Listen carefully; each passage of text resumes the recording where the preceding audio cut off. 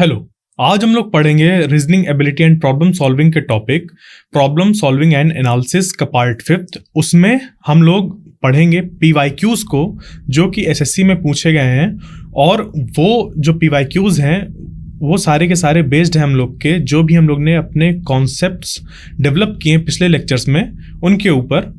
तो जैसे कि हम लोग ने अपने पिछले लेक्चर्स में ये पढ़ा है कि जो भी हम लोग के प्रॉब्लम्स आते हैं इस पे प्रॉब्लम सॉल्विंग एंड एनालिसिस में, वो एक प्रॉब्लम को सॉल्व करने का तरीका बताता है। ठीक है, तो इस पे हम लोग ने 4 कैटेगरीज में डिवाइड किया था और उस कैटेगरी के सब कैटेगरीज भी बनाई थी, जैसे कि 4 टाइप्स हो गए, उसके भी हम लोग ने सब टाइप्स बनाए थे। तो उन सब से जो रिलेटेड पीवाईक्यूज हैं वो सारे हम लोग आज सॉल्व करेंगे। क्वेश्चन नंबर 1 में जो हम लोग को दिया हुआ है वो ये दिया हुआ है, in a certain code language request is written as 22, 21, 7, 23, 19, 7, 20.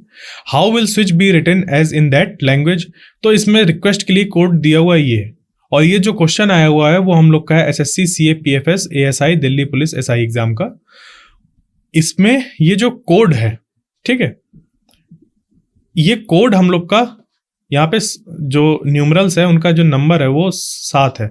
ये देखो, ये 4 और ये इधर 3, 4 3 7। ठीक, इसी तरीके से यहाँ पे जो अल्फाबेट है वो भी ऐसा है। तो हर एक अल्फाबेट के लिए एक कोड वहाँ पे लिखा हुआ है। तो अब इसके लिए अगर हम कुछ ऐसे देखें कि इनकी सबसे पहले फॉरवर्ड रैंक लिखते हैं। क्लियर? तो इसकी जो फॉरवर्ड रैंक होती है आर की वो है 18, ई की जो फॉरवर्ड रैंक है वो है 5, क्यू की जो फॉरवर्ड रैंक है वो है हम लोग की यहाँ पे 17, यू है 21, ई है 5, एस है 19 और टी है 20। क्लियर? अब यहाँ पे जो हम लोग की देखो रैंक लिखी हुई है यहाँ पे, हाँ ये देखो ये 20 है, यहाँ पे फिर 19 है, 7 है, इस तरीके से ये चीज़ें दी हुई हैं। तो इनको अब यहाँ से अगर हम लोग मैच करना चालू करें, किस पे लॉजिक लगाना चालू करें, तो लॉजिक ये लग रहा है कि रिक्वेस्ट को हम लोग जब ऐसे लिख रहे हैं, उसके लिखने के बाद इसकी रैंक लिख दी ये, ठीक है, ये और ये लिख दिया। तो इसकी जो रैंक है इस पे जब +2 कर रहे हैं तो मिल रहा है 20, ये वाला। इस 5 पे जब +2 कर रहे हैं तो मिल रहा है 7। इस पे जब हम लोग यहाँ पर +2 कर रहे हैं तो ये मिल रहा है 19, और यहाँ पे जब +2 कर रहे हैं तो मिल रहा है 23। यहाँ पे +2 हो रहा है तो मिल रहा है यहाँ पे 7, यहाँ पे +2 मिल रहा है 21, और यहाँ पे +2 हो रहा है 22। तो ये +2 से ये हम लोग का निकल के आया, और कैसा कर दिया, इसको उल्टा लिख दिया है। 22 सबसे पहले लिख दिया जो सबसे आखिरी में आ रहा था, फिर 21, फिर 7, फिर 23, 19, 7 और 20। तो सेम पैटर्न अब हमें लगाना पड़ेगा स्विच को निकालने के लिए। स्विच का जो कोड बनेगा तो SWITCH,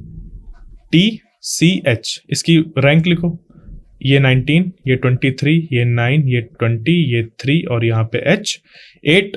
इस इनकी रैंक पे +2 करो तो 19 +2 21, इस पे 23, 24, 25, यहाँ पे ये 11, ये 22, ये 5 और ये 10। अब इसको उल्टा लिख देना है, तो 10 सबसे पहले आएगा, फिर 5 आएगा, फिर 22 आएगा, फिर 11 आएगा, फिर 25 आएगा, फिर 21 आएगा। तो इसका जो कोड हो गया हम लोग का कौन सा हो गया, 10, 5, 22, 11, 25, 21। ये सेकंड नंबर हम लोग का करेक्ट ऑप्शन हो गया। क्लियर? क्वेश्चन नंबर 2 है हम लोग का ऐसा कि link is related to chain. अब ये एनालॉजी वाला है सवाल, तो इस पे दिया हुआ है link is related to chain in the same way as bead is related to.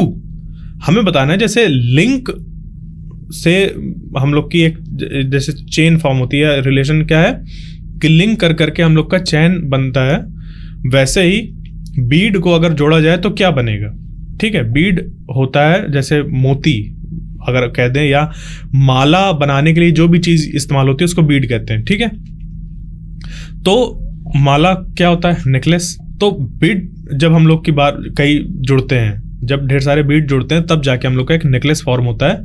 जैसे लिंक हम लोग के ऐसे जोड़ जोड़ के एक चैन फॉर्म होता है। ठीक है, ऐसे चैन बनता है ना, ऐसे करके और ये ऐसे जुड़ा रहता है इस पे, फिर ये इस पे ऐसे जुड़ा रहता है, ये इस पे ऐसे जुड़ा रहता है, तो ये लिंक कहलाते हैं। ये मिलके हम लोग का क्या बनता है, एक पूरी की पूरी एक चैन फॉर्म होती है। उसी तरीके से एक माला जब होता है, उस पर बीड जब जुड़ते हैं तो एक माला फॉर्म होता है।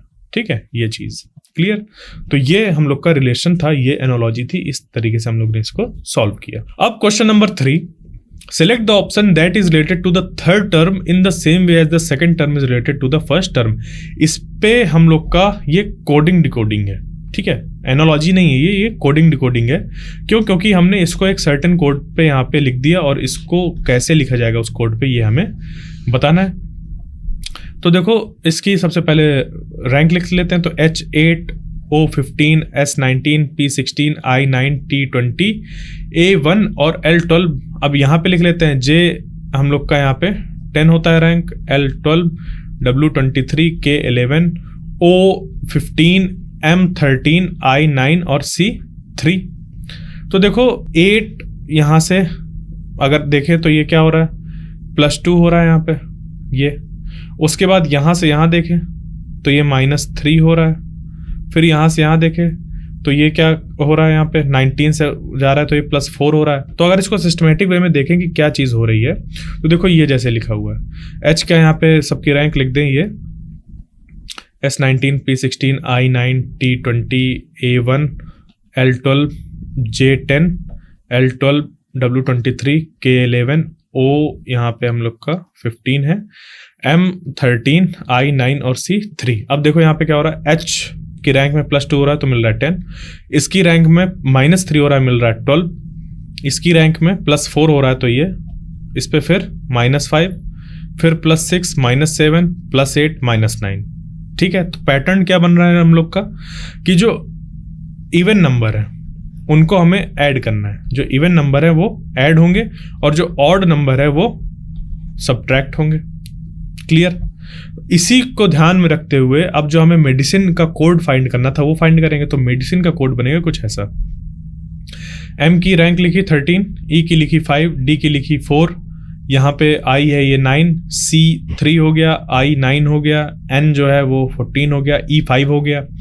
अब यहाँ से देखो ये जो आगे जा रहा है वो क्या था, हम लोग का 2 से स्टार्ट होगा इवन नंबर से, तो इस पे 13 की रैंक यहाँ पे +2 हो रहा है और ये 15, और 15 क्या होता है, O होता है, एकदम सही आ रहा है। फिर यहाँ पे ये जो अगला वाला टर्म आएगा ऑड नंबर, उसको माइनस करना होगा, तो 5 में जब -3 होगा तो वो निकल के आ जाएगा 2, देखो B आ रहा है। फिर यहाँ पे 4 पे +4 होगा तो ये 8 आ जाएगा। फिर 9 में -5 होगा तो 4 आ जाएगा। फिर यहाँ पे 3 में +6 हुआ, ये 3 ये +6 ये चीज़, तो ये 9 हो गया। 9 में -7 हुआ तो ये 2 हो गया। 14 + 8 हुआ तो ये 22 हो गया, और E पे यहाँ पे -9 होगा तो पीछे जाएगा ये। ठीक है, तो ये भी हम लोग का यहाँ पे 22 हो गया। तो जो कोड बना हम लोग का क्या बना, OBHDIBVV, ये पहला नंबर जो इसका था वो हम लोग का सही हो गया। क्लियर। आगे देखते हैं क्वेश्चन नंबर 4। स्टेटमेंट क्या है हम लोग का। अब ये जो है हम लोग का स्टेटमेंट और उसका हम लोग का कंक्लूजन या एजम्पशन वाला सवाल है ये। तो इस पे स्टेटमेंट दिया है, United Nation has adopted 21 June as world yoga day, this has promoted India's glorious tradition all over the world. Conclusion क्या क्या है इसके।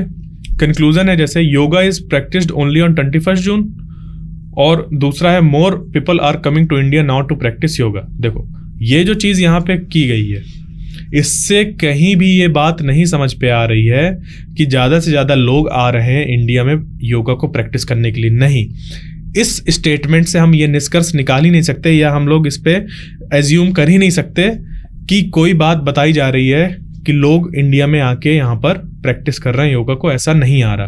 तो ये जो कंक्लूजन है ये फॉलो नहीं कर रहा। जबकि पहला वाला, इससे निष्कर्ष ये निकाला जा सकता है कि हाँ, yoga is practised only on 21 जून।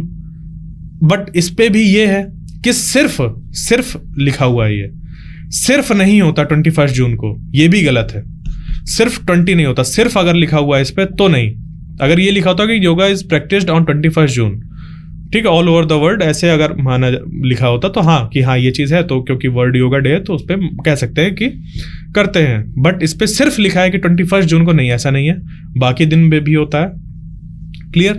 तो इसका जो ऑप्शन है वो ये है कि ओनली कंक्लूजन 1 फॉलोज या only conclusion 2 follows, neither conclusion 1 nor conclusion 2 follows, both conclusion 1 and second follows, only conclusion 1 follows. तो देखो इस पे क्या है, दोनों फॉलो नहीं कर रहा है, तो इसका जो आंसर होगा हो जाएगा वही हो जाएगा neither conclusion 1 nor second follows.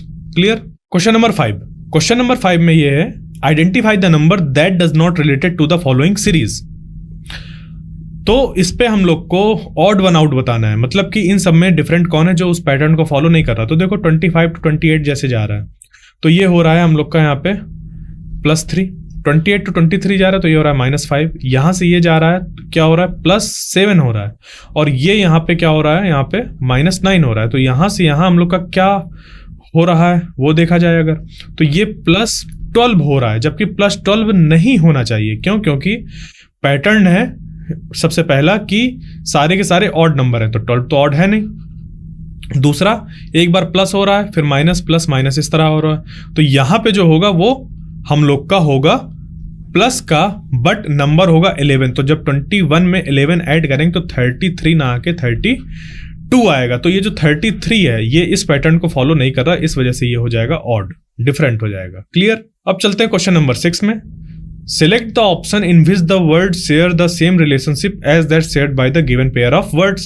तो हम लोग को यहाँ पर वो वाला पेयर फाइंड करना है जो कि वैसा ही रिलेशन शो कर रहा हो जैसे कि यहाँ पे, मतलब ये एनालॉजी का प्रॉब्लम है ये।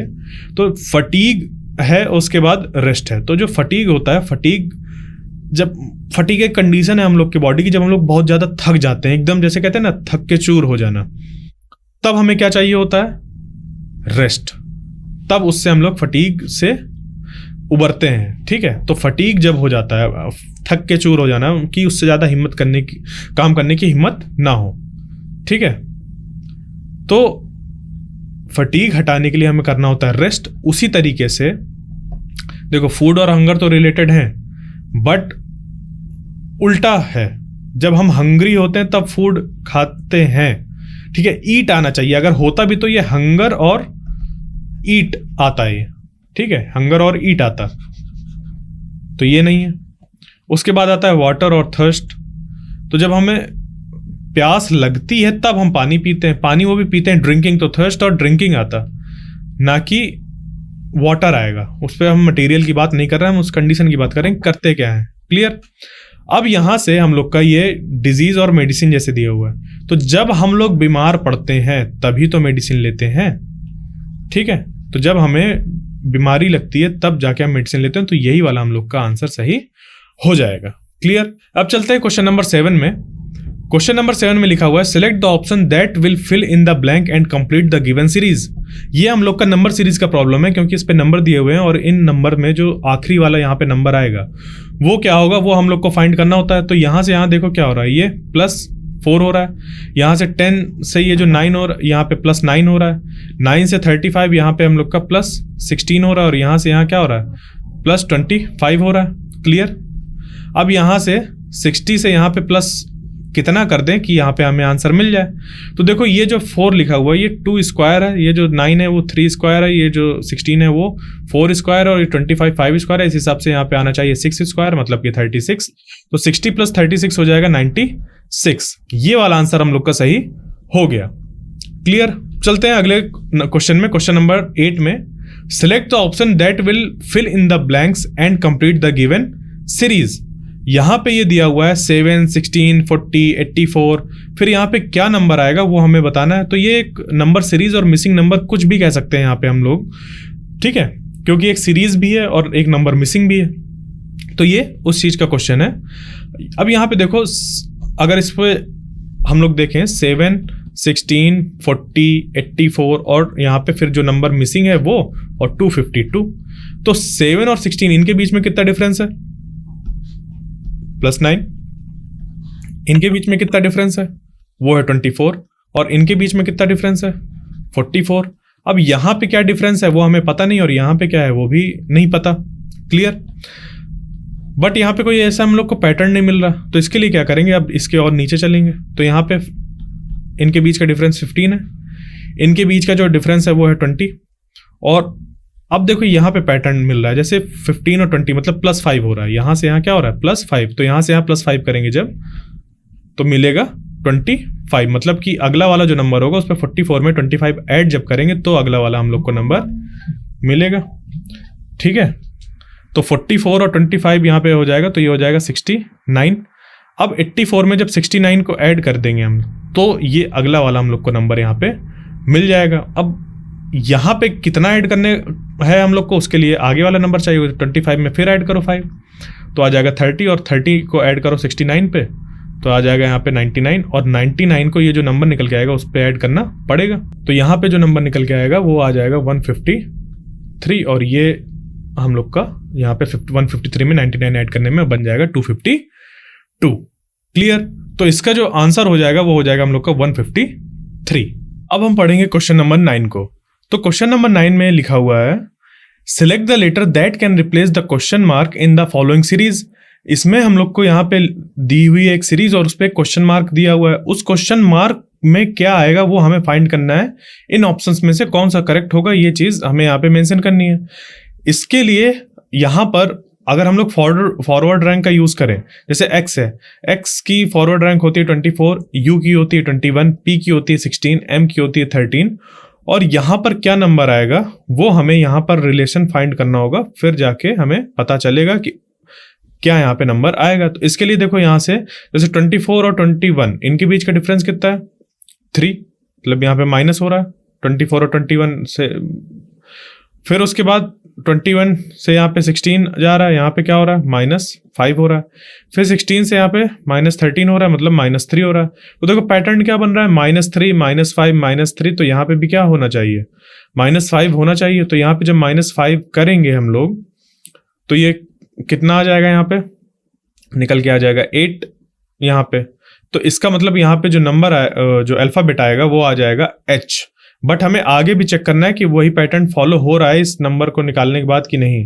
यहाँ पे जैसे 8 निकाला था तो उसके बाद यहाँ से ऐसे जब जाएंगे तो यहाँ पे अब पैटर्न ये है -3 -5 -3 -5, तो यहाँ पे -3 आएगा और 8 -3 करने में 5 निकल के आता है। इसका मतलब कि ये वाला जो हम लोग का निकल के आया है फॉरवर्ड रैंक वो सही है, तो यहाँ पे उसके कॉरेस्पॉन्डिंग अल्फाबेट आ जाएगा H, क्योंकि H की फॉरवर्ड रैंक 8 होती है। ठीक है, आगे चलते हैं क्वेश्चन नंबर 10 में। क्वेश्चन नंबर 10 में लिखा है select the correct combination of mathematical signs to replace star sign to balance the following equation. ये जो एस्टेरिक्स यहाँ पे दिया हुआ है साइन हम लोग का, इसको रिप्लेस करना है इन सेट ऑफ हमारे जो ऑपरेशन के सिंबल्स होते हैं उनसे, ताकि ये जो भी लिखा हुआ है वो एक मीनिंगफुल इक्वेशन में कन्वर्ट हो जाए।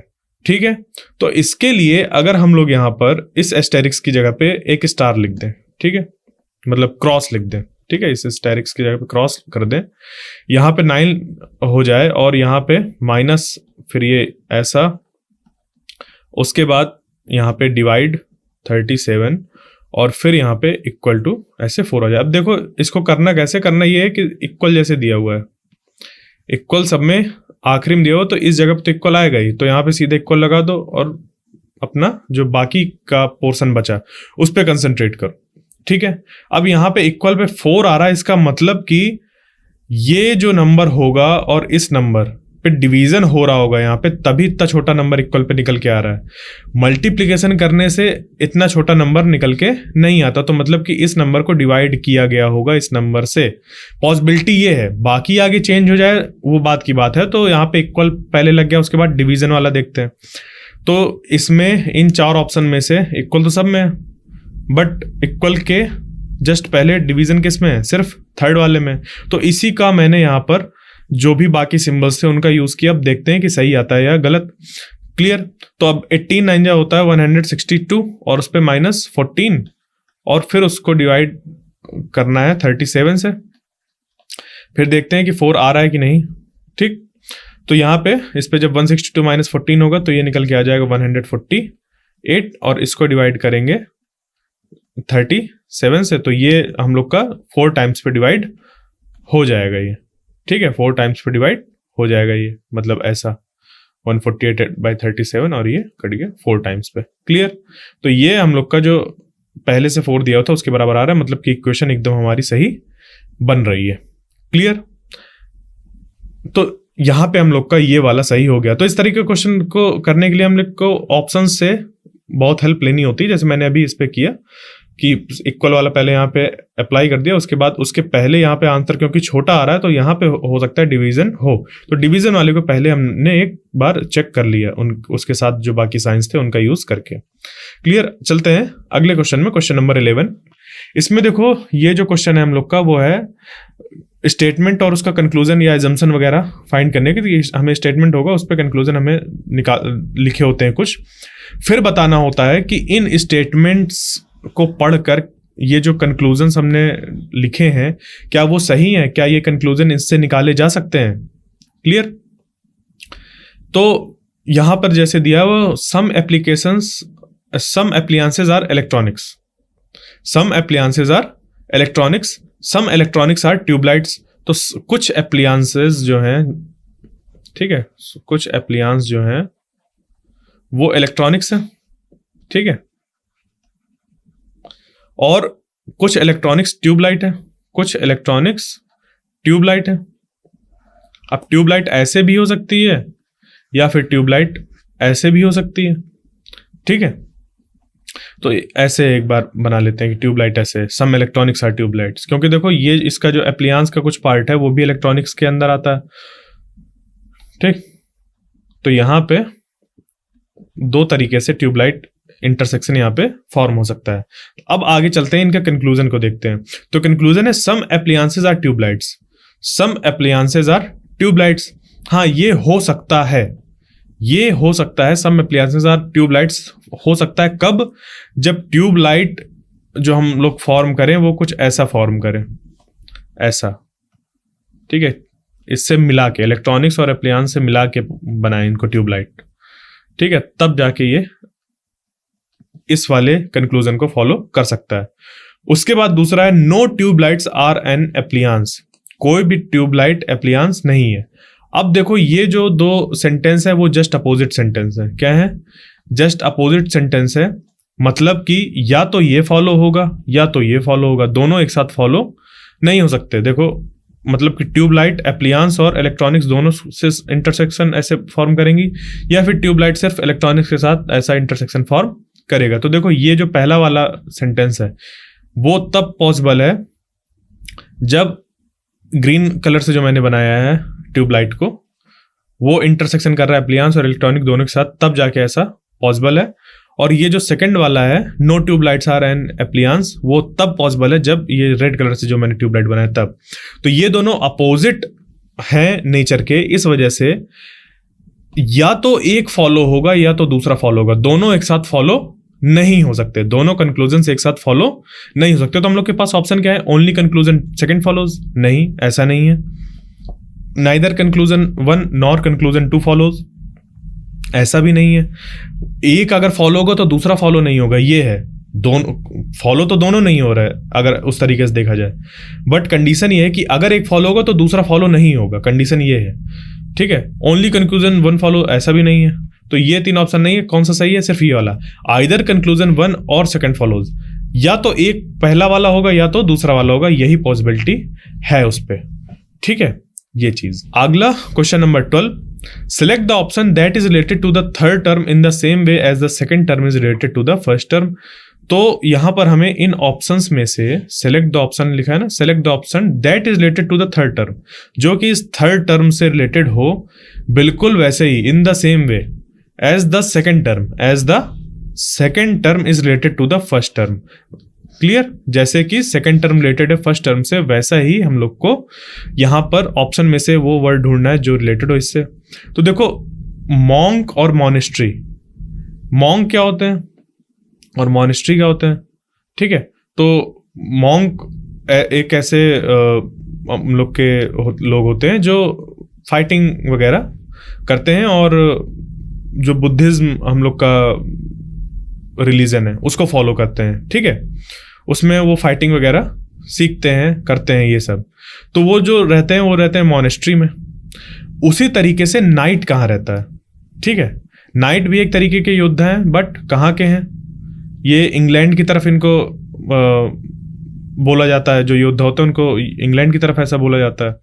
तो ये रहते हैं कहाँ पे, मैंसन में, बहुत बड़े महल में। स्टेबल में नहीं रहते, स्टेबल में तो घोड़ा रहता है, ठीक है। कॉटेज में, झोपड़ी वगैरह ये नहीं, कॉन्वेंट में नहीं, यहाँ पे तो वो रहते हैं प्रेयर वगैरह जो करते हैं वो सब। कॉटेज में नहीं, इस पे नहीं, मैंसन में ये नाइट जो होते हैं महल में होते हैं, ठीक है। तो जो वहाँ के योद्धा होते हैं इंग्लैंड की तरफ वाले रीजन के, उनको नाइट कहा जाता था। और मॉन्क जो बाकी बुद्धिज्म को फॉलो करते हैं और जो अपना फाइटिंग स्किल्स और डेवलप करते हैं, उन सबको मॉन्क कहा जाता है, जो उस रिलीजन से जुड़े होते हैं, ठीक है। और वो मॉनेस्ट्री में रहते हैं, क्लियर। तो ये होता है हम लोग का मैंसन, नाइट यहाँ पे मैंसन पे रहेगा। तो ये रिलेशन था, मॉन्क कहाँ पे रहते हैं, मॉनेस्ट्री में, वैसे नाइट कहाँ रहेंगे, मैंसन में, क्लियर। अगला question number 13, study the given pattern carefully and select the number that can replace the question mark in it. अब यहाँ पर हम लोग को एक ग्रिड दिया हुआ है, इस ग्रिड में यहाँ पर ये क्वेश्चन मार्क दे दिया यहाँ पे, क्यों, क्योंकि इसको फाइंड करना है। बाकी जो नंबर्स दिए हुए हैं उनमें आपस में कोई एक रिलेशन पहले फाइंड करने के बाद, तो इसमें अगर देखा जाए तो 15 और 14, इसमें इनका आपस में अगर मल्टीप्लाई करते हैं, 15 इंटू 14 अगर करें और उस पर 14 माइनस कर दें, ठीक है, 15 इंटू 14 हो जाएगा 210, और उस पर अगर 14 माइनस कर दें तो निकल के आ जाएगा 196, क्लियर। इसी तरीके से अगर यहां पे देखें तो 7 इंटू 16 करें और उस पर माइनस कर दें 16, तो ये कितना हो जाएगा हम लोग का, ये निकल के आ जाएगा हम 96, क्लियर। अब यहां पर इस जगह पर, यहां इस जगह पर हमें क्या करना होगा कि ये 255 आ जाए। तो क्या था कि ये वाला जो नंबर है उसके साथ मल्टीप्लाई करना था, तो 18 इंटू ये जो भी मिसिंग नंबर है x मान लेते हैं, और उसी को यहाँ पे माइनस करना था, और वो बराबर हो जाएगा किसके, 255 के।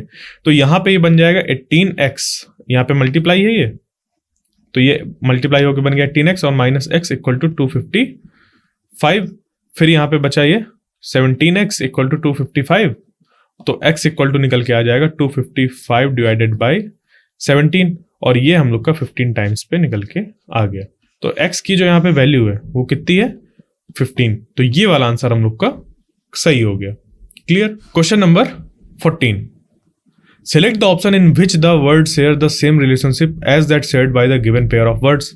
जैसा कि इनमें रिलेशन है, इसका इसके साथ रिलेशन है, वैसा ही हम लोग को यहाँ पे एक ऑप्शन चूज करना है जो सेम रिलेशन के साथ एग्जिस्ट करता हो।